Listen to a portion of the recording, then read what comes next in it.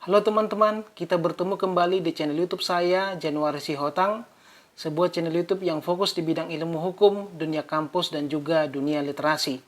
Pada video kali ini teman-teman, saya akan membahas mengenai satu permasalahan hukum yang luar biasa. Kenapa saya katakan luar biasa? Karena permasalahan ini akan berimplikasi terhadap publik, terutama terhadap teman-teman yang menjadi pengguna media sosial dan juga para konten kreator di YouTube maupun di beberapa platform digital yang lain. Tapi sebelumnya teman-teman silakan di subscribe, di like, dan di komen serta ditonton video-video saya supaya channel ini semakin berkembang dan saya bisa membuat video-video yang lebih berkualitas di kesempatan berikutnya.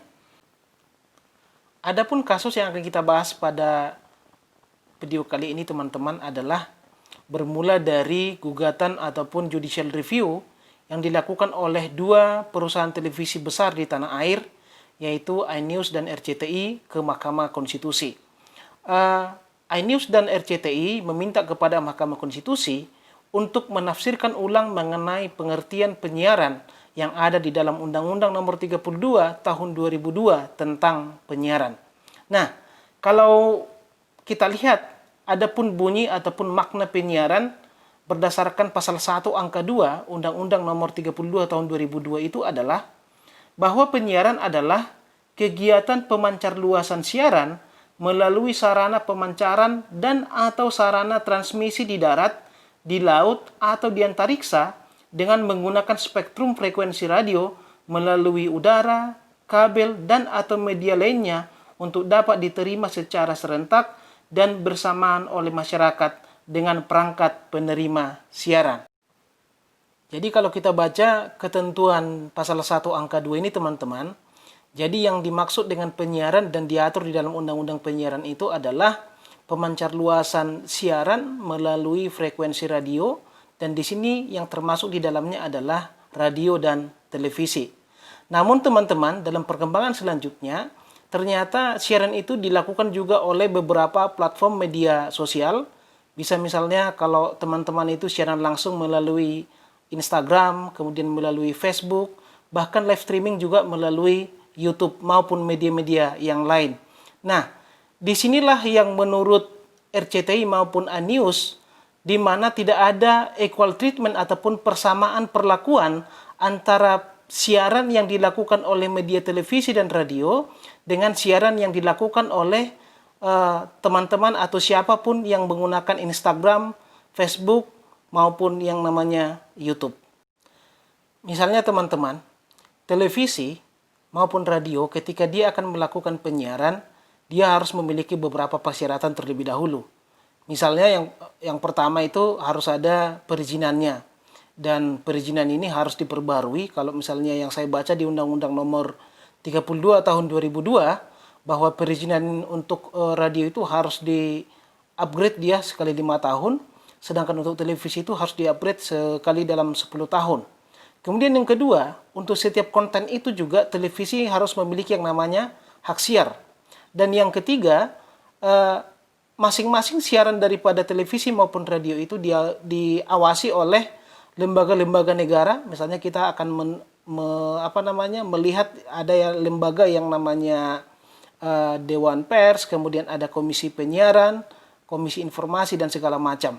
Inilah yang menurut RCTI dan iNews berbeda diperlakukan dengan orang-orang ataupun siapapun yang melakukan live streaming melalui media sosial.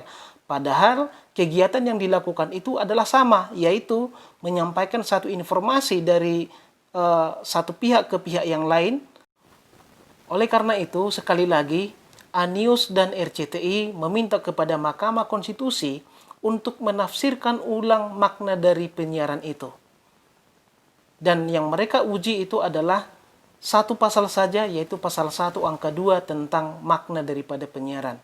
Memang teman-teman ini kelihatan sederhana ya, tapi makna daripada penyiaran itu merupakan jantung daripada undang-undang penyiaran ini sesungguhnya. Jadi kalau misalnya Mahkamah Konstitusi nanti mengabulkan permohonan dari MNC RCTI maupun iNews, ini akan mengubah secara keseluruhan konstruksi daripada undang-undang penyiaran. Makanya kita akan menunggu kira-kira sebijaksana apa MK akan memutus perkara ini.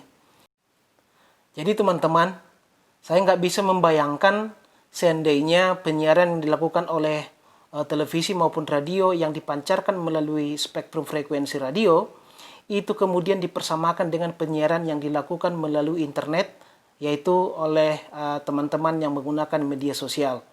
Misalnya kalau ada ibu-ibu yang harus siaran langsung ketika makan ya, biasanya perempuan pas makan dia siaran langsung, dia harus izin dulu ke pemerintah. Kemudian ibu-ibu yang jualan jualan pakaian, jualan sepatu itu harus mengurus izin dulu, atau Anda yang sedang jalan-jalan itu harus mengurus izin dulu ke pemerintah. Nah, ini sesuatu hal yang terlalu ribet menurut saya dan sangat tidak layak untuk dikabulkan oleh Mahkamah Konstitusi. Namun demikian teman-teman, harus kita akui juga platform digital seperti YouTube, kemudian Google, Facebook, dan Instagram ini juga memiliki siabrak permasalahan yang luar biasa. Saya tidak menutup mata bahwa beberapa masalah yang sangat penting juga terjadi di sini. Kemudian, kekhawatiran dari RCTI maupun Anius yang mengatakan bahwa konten-konten yang ada di YouTube maupun di media sosial yang rawan dengan pelanggaran norma etika dan juga maraknya berita hoax, itu saya rasa bukan jadi satu alasan untuk mempersamakan penyiaran yang ada di media televisi dengan penyiaran yang ada di media sosial maupun di media internet. Perlu teman-teman ketahui bahwa kalau misalnya dia televisi dan radio sudah diatur di dalam undang-undang penyiaran, maka konten-konten yang ada di YouTube maupun di media sosial itu sudah diatur di dalam Undang-Undang Informasi dan Transaksi Elektronik ataupun Undang-Undang ITE. Jadi ada beberapa ketentuan yang membahas itu, termasuk kalau ada hoax, kalau ada misalnya kekerasan dan segala macam. Tapi seperti yang saya katakan tadi, memang ada beberapa hal yang harus diatur di sana. Misalnya teman-teman, yaitu yang paling utama adalah pajak. Bisa kita lihat misalnya bagaimana Google itu menurut Sri Mulyani kemarin itu ternyata tidak membayar pajak. Sudah berapa lama dia berkecimpung di Indonesia. Begitu juga misalnya dengan para konten kreator di YouTube yang ternyata pajaknya itu belum maksimal gitu. Atau kemudian teman-teman yang memiliki bisnis online itu juga belum dipajaki oleh negara. Inilah seharusnya yang diatur oleh pembentuk undang-undang. Jadi kalau kita lihat sesungguhnya gugatan dari RCTI maupun Anius ini merupakan salah satu implikasi dari redupnya bisnis televisi saat ini, teman-teman. Penelitian Nielsen mengatakan bahwa ternyata akhir-akhir ini animo masyarakat untuk bermain di internet dibandingkan dengan menonton televisi itu sudah jauh berbeda ya. Televisi itu sudah berada di bawah media sosial. Oleh karena itu, hal ini juga mempengaruhi keuntungan daripada perusahaan televisi. Apalagi kemudian di pandemi kemarin itu YouTube sangat luar biasa meningkat pesat.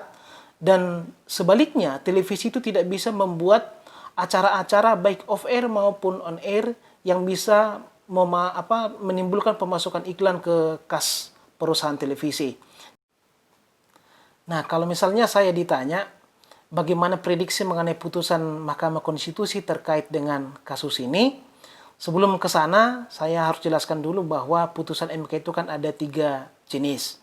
Yang pertama ada mengabulkan gugatan, kemudian yang kedua ada menolak gugatan, dan yang ketiga itu adalah mengabulkan atau menolak dengan syarat.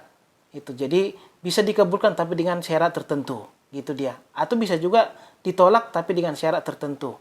Nah, kalau kita lihat dengan gugatan ini, satu hal yang harus dipertimbangkan oleh Mahkamah Konstitusi adalah mengenai kerugian konstitusional. Ketika misalnya dibedakan antara penyiaran melalui frekuensi radio dengan penyiaran melalui internet ataupun platform digital, apakah itu merugikan perusahaan televisi ataupun radio? Tentu tidak. Karena kalau kita lihat akhir-akhir ini ternyata siaran yang di televisi juga itu dimasukkan ke YouTube atau dimasukkan ke platform digital. Sehingga apa yang kita tonton di TV itu bisa juga dinikmati di YouTube. Atau yang namanya televisi itu bisa mendapatkan dua keuntungan. Dia bisa mendapatkan keuntungan dari iklan di televisi, dan dia juga bisa mendapatkan keuntungan dari siaran yang dimasukkannya ke dalam platform YouTube. Bahkan teman-teman, untuk skala Indonesia, subscriber dan juga penghasilan tertinggi dari YouTube itu dimiliki oleh televisi, yaitu Trans TV. Kemudian ada SCTV dan juga Antv. Itu membuktikan bahwa ternyata televisi tidak mengalami kerugian konstitusional di sini karena mereka juga bisa mendapatkan hasil dari konten digital. Kemudian yang kedua, jika memang RCTI dan iNews ingin mendapatkan kepastian hukum melalui penyamaan persepsi mengenai makna penyiaran melalui frekuensi radio dan penyiaran melalui media internet, justru ini menimbulkan ketidakpastian hukum. Karena di dalam hukum itu teman-teman ada yang namanya lex specialis dan lex generalis. Undang-undang penyiaran itu merupakan lex specialis untuk penyiaran melalui frekuensi radio, sedangkan Undang-Undang ITE yang menurut saya tadi ini juga harus diperbaiki dan dilengkapi secara komprehensif.